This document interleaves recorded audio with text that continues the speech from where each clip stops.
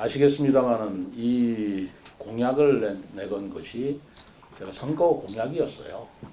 뭐 다 아실 겁니다. 선거 공약 때 무료 공약 약속을 드렸는데 그때나 지금이나 제 생각에는 변함이 없습니다. 그때는 선거 이전이기 때문에 선거 이전으로서 선심성 공약이나 뭐 이런 것으로 하지 않았겠나라는 생각을 가지신 분도 계셨을지 모르고 또 막상 시에 들어와 보니까 여건이 시의 사정을 모르던 그런 후보 시절하고 다르지 않는가라는 생각도 들어서 이 부분에 대한 변화가 있지 않겠냐라고 생각하시는 분도 계실 겁니다. 저 또한 그런 생각을 좀 변화가 있지 않을까, 내가 몰랐던 것들이 좀 있지 않을까 생각을 했는데 우리 인수위도 그렇고 그리고 제가 그 시에 와서 조금 더 파악해 보면서 내가 후보 시절에 가졌던 생각이나 지금이나 크게 바뀔 것이 없겠다, 변함이 없겠다라는 생각을 합니다. 약속이기 때문에 제가 무조건 밀고 나가겠다 그런 생각은 아니에요. 와서 보니까 그 필요하다라는 생각이 드는데 그걸 좀 설명드린다면 다 아시는 내용이겠지만 우리 세종시가 다른 건 다 좋은데 도로가 좁게 설계됐다는 건 뭐 다 인정을 하실 겁니다. 그 배경과 이유는 뭐 오늘 여기서는 제가 설명하지 않겠어요. 어쨌든 도로가 좀 좁아서 반면에 인도와 자전거 도로는 또 상대적으로 넓게 그게 건설이 돼 있죠. 도로가 좁다 보니까 우리가 세종시 세울 때 애초에 기본 개념이 대중교통 수단을 많이 활용하는 그런 도시 체계를 만들겠다, 교통 체계를 만들겠다라는 의도가 거기에 담겨져 있었던 겁니다. 그러니까 자가용 운행을 가능한 줄이고 그리고 대중교통 수단을 많이 활용하기 위해서 자전거나 또는 BRT나 버스나 순환도로나 뭐 이렇게 설계를 한 건데 막상 그거는 머릿속에 설계고 막상 현재 관점에서 본다면 이 대중교통 수단을 활용하는 비율이 생각보다 너무 적은 거예요. 대개 대중교통 수상 부담률을 비교해 보신다면 광역시라고 하더라도 한 15%, 16% 정도가 되는데 우리는 7%입니다. 다른 시에 반밖에 안 되고 있습니다. 그 원인을 뭐 어쨌든 간에. 그러니 대중교통 수단이 7%밖에 안 된다는 건 다른 의존 수단이 뭐겠습니까? 93%가 자기 승용차를 활용한다는 거 아니겠어요? 그러니 뭐 시내를 돌아다니시든 아니면 출퇴근하든 전부 다 자가용 갖고 오는 이 상황에서 어떤 도로들 이것을 혼잡하지 않을 수가 있겠냐고요. 뭐 시내도를 전부 다 고속도로 같이 뚫을 수도 없을 테고. 그러다 보니까 그때 제 생각에 대중교통 수단을 다시 활용하는 체제로 이것을 우리 교통 시스템을 바꾸지 않으면 이 문제는 해결되지 않을 것이다 라는 생각이 들었던 겁니다. 더더구나 5, 6 생활권에 아파트를 짓고 또 입주를 한다면 지금 우리가 인구 40만이지만 신도시만 2030년도에 지금 50만 정도 우리가 예상했던 거 아닌가요? 기본계획상으로. 신도시만 읍면지역은 빼고요. 그렇게 한다고 할 때 5, 6 생활권에 또 인구가 또 들어오면 이 도로 가지고 어떻게 감당을 하겠나. 그렇다고 해서 도로를 넓힐 수 있느냐? 그럴 수는 없는 거 아닙니까? 그러니까 뭐 그래도 되겠냐 안 되겠냐 막연하게 생각하실 일이 아니고 앞으로 인구는 계속 는다. 교통인구는 는다. 근데 도로는 넓힐 수 없다. 현재 앞으로 5, 6 생활권은 이제 도로는 새로 우리가 재검토를 하고 있습니다만 어쨌든 이 상태로서의 도로는 변함이 없다. 인구는 는다. 어떻게 해결할 거냐는 문제예요. 교통 혼잡은 더 가중될 것이 이거는 뭐 눈에 보이듯이 뚜렷한 것입니다. 그러다 보니까 제가 후보 시절에 지하철을 뚫어야 된다라고 그렇게 외치고 주장했던 것이고요. 그게 일부 제4차 광역철도망 계획에 반영이 된 건 그야말로 천만다행이라고 생각하고 있습니다. 다만 앞으로 시간이 너무 걸린다는 거죠. 그리고 지금 전 세계 추세로 보더라도 지금 미세먼지 문제 얼마나 심각합니까?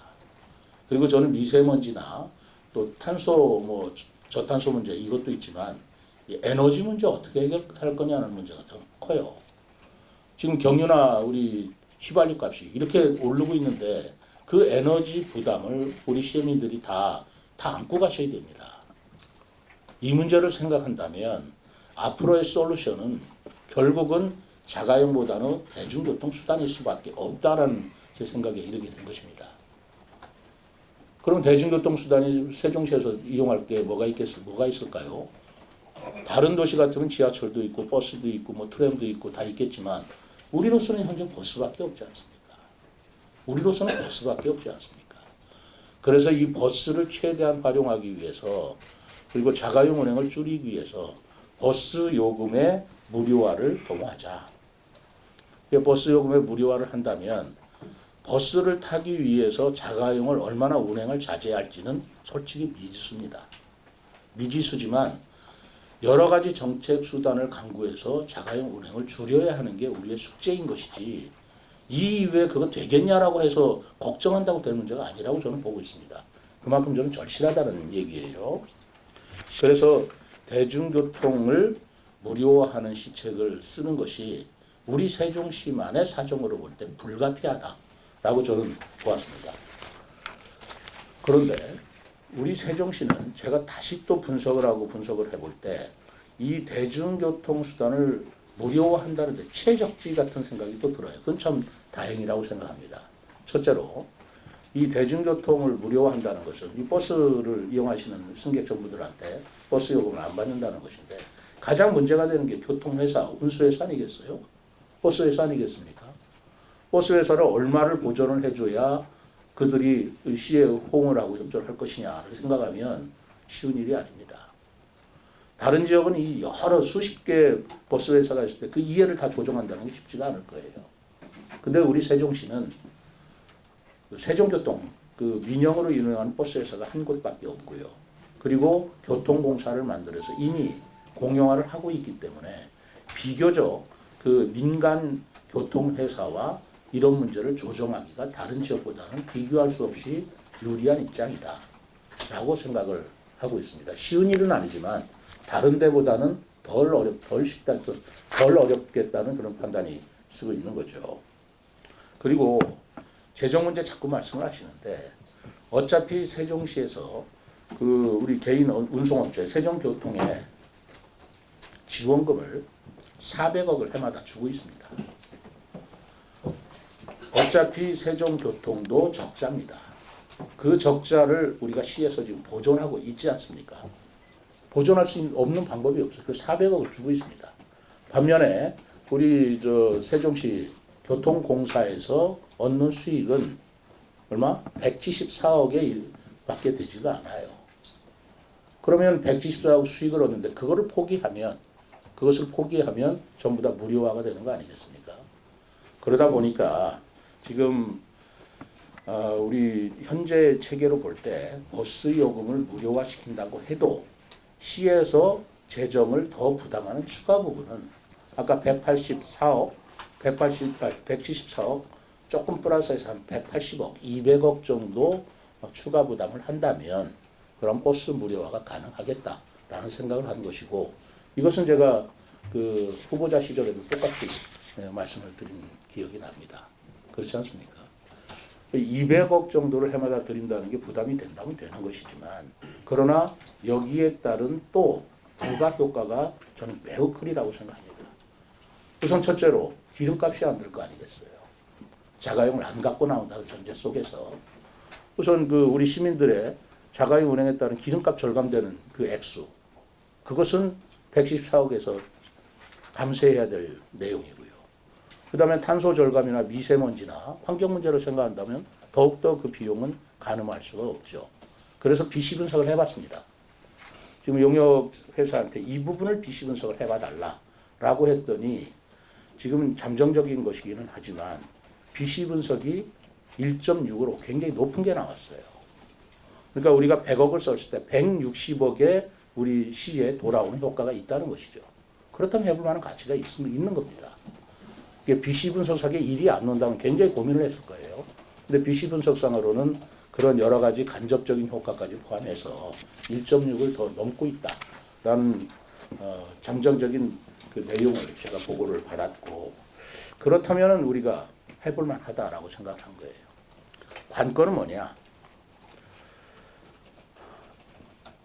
버스 요금을 무료화한다고 해서 자가용을 안 갖고 올 것이냐. 그 문제가 이제 최고의 문제예요. 그렇죠?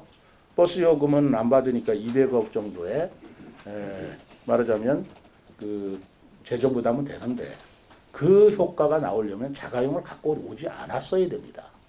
근데 자가용을 갖고 자가용을 타지 않으려면 몇 가지 조건이 필요합니다. 우선 버스가 편리해야 돼요. 뭐 누구나 지적하는 문제입니다. 우리가 모를 리가 있겠습니까? 버스가 편리하다는 것은 버스 운행 노선이 조금 구석구석 다니는 버스 운행 체계를 가져가야 된다라는 거 하고요. 그 다음에 버스 운행 횟수가 좀 빈번해져야 된다. 편리해야 된다. 그리고 세 번째는 어떤 문제가 있냐면 자기 집에서 버스까지 이르는 노선에 좀 편리함이 있어요. 거기까지 불편하다면 결국 또 자가용 갖고 올 거 아니겠어요. 그 세 가지 문제 플러스 하나는 세종시에 또 특수성이 있습니다. 우리 세종시가 밤낮으로 교통이 혼잡한 게 아니에요. 출퇴근 시에만 유난히 혼잡한 거죠. 그리고 출퇴근 시에 교통이 혼잡한다고 할 때 모든 도로가 혼잡한 게 아닙니다. 길목이 있어요.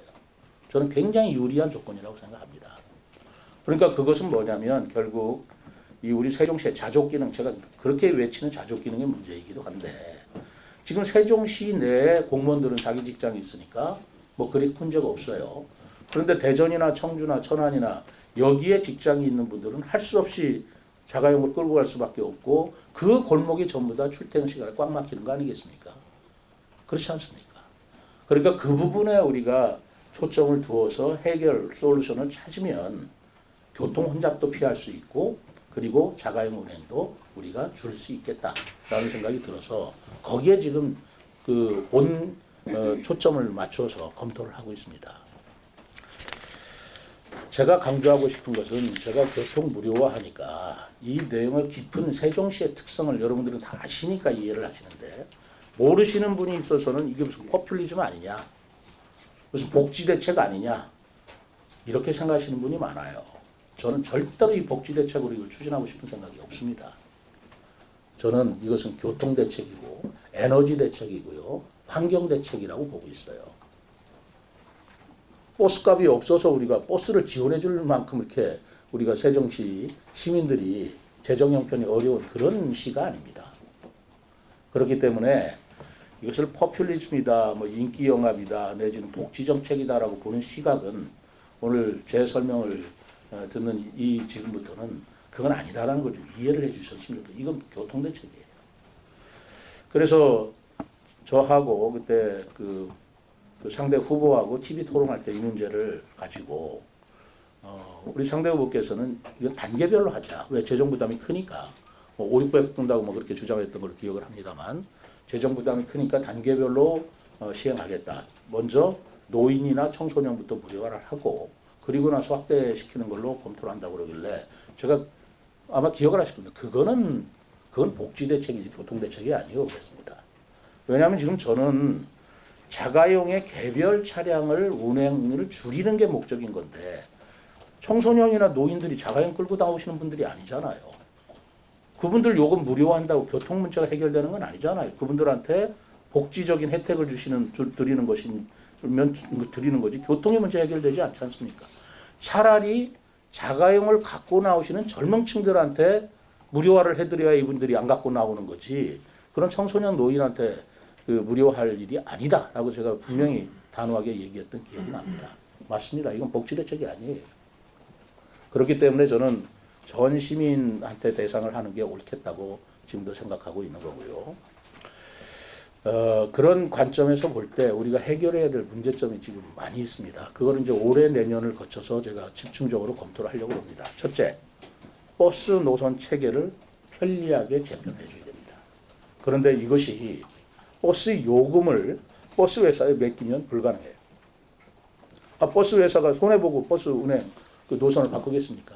그런데 손해를 우리가 보전해 준다 그러면 뭐 그거는 이제 같이 우리 시하고 협조할 수 있는 문제가 됩니다. 교통공사도 마찬가지입니다. 비수익 노선을 운행할 수는 없는 거잖아요. 수익 구조를 생각한다면.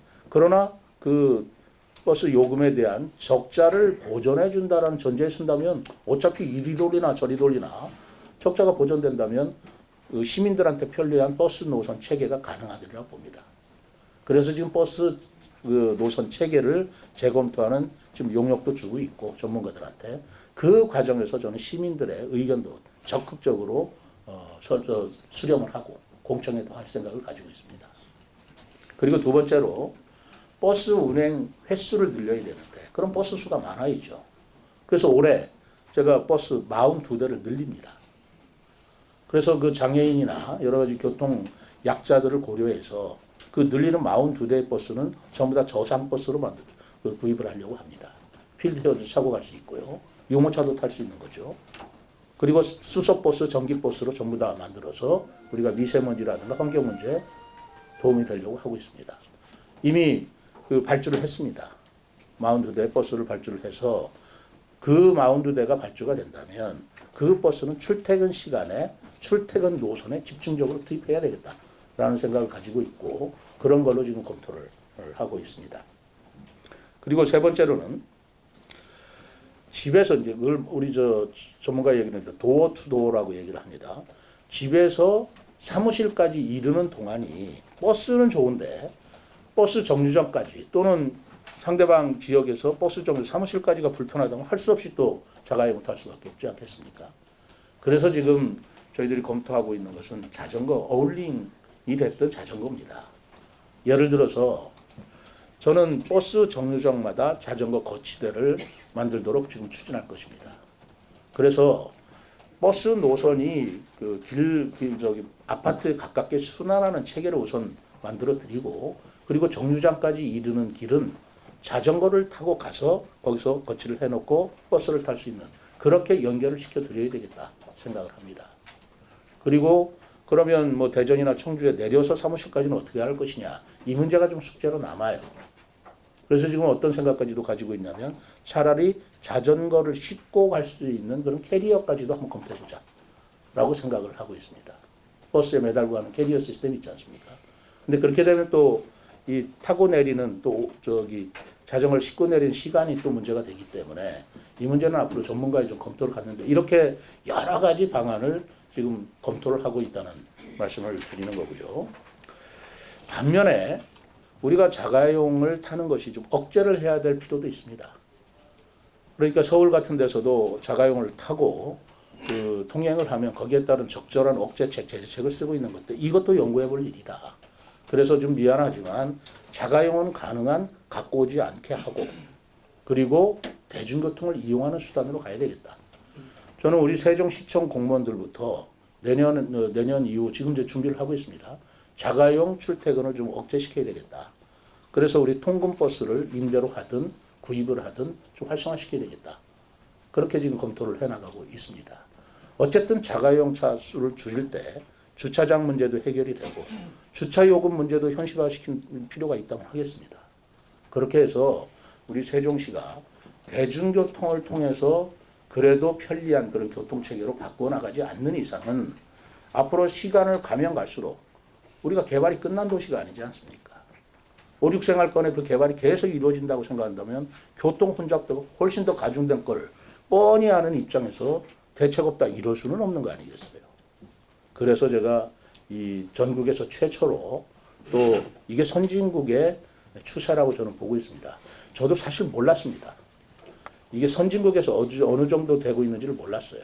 그런데 이번에 그 검토를 해보니까 이미 선진국에서는 96개 도시에서 그 교통요금 무료화 시스템을 채용하고 있더라고요. 중국에도 있고요. 미국에도 있고요. 유럽에도 있고요. 지금 제가 이제 출장을 가서 이 교통 문제 때문에 워싱턴 DC를 가려고 합니다. 워싱턴 DC는 미국의 행정수도인데 미국의 워싱턴 DC도 이와 똑같은 비슷한 문제로 인해서 버스 요금을 무료화하는 시책을 쓰려고 하고 있어요. 그 금년부터 쓴다고 이렇게 하고 있더라고요. 그런 것들을 서로 벤치마킹하고 서로 그 공부를 하는 그런 건데 이게 워싱턴 DC가 전 세계적으로 버스 무료화를 실현시키고 그게 어느 정도 성공을 거둔다면 아마 전 세계적으로 확산시키는 것은 시간 문제 아니겠는가라는 생각이 듭니다. 그리고 제가 그 96개 도시에서 대중교통 무료화 한 것에 대해서 그 효과를 그 분석한 보고서를 제가 봤습니다.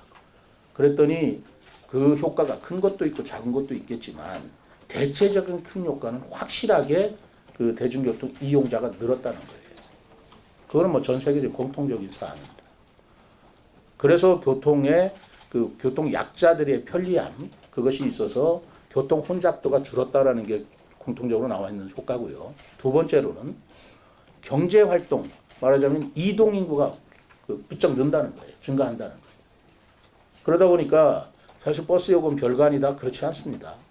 우리 어린이들이나 학생들이나 시골 노인들께서 1,400원 그거 아무것도 아니다 그렇게 생각하실 일 아니에요. 그런데 버스 요금이 된다면은 여기저기 다니고 싶은 데도 다녀보고 학생들 더더구나 얼마나 좋겠어요. 그렇게 함으로써 경제인구 활동량이 많아지고 경제인구 활동량이 많아지면서 경제에 대한 그 효과도 커지더라라는 것이 공통적인 그 현상이었습니다. 그제 청송군에서 농어촌 버스를 무료화하니까 나타난 것이 제가 어느 방송에서 나온 걸 봤더니 당장 그 얘기 하더라고요.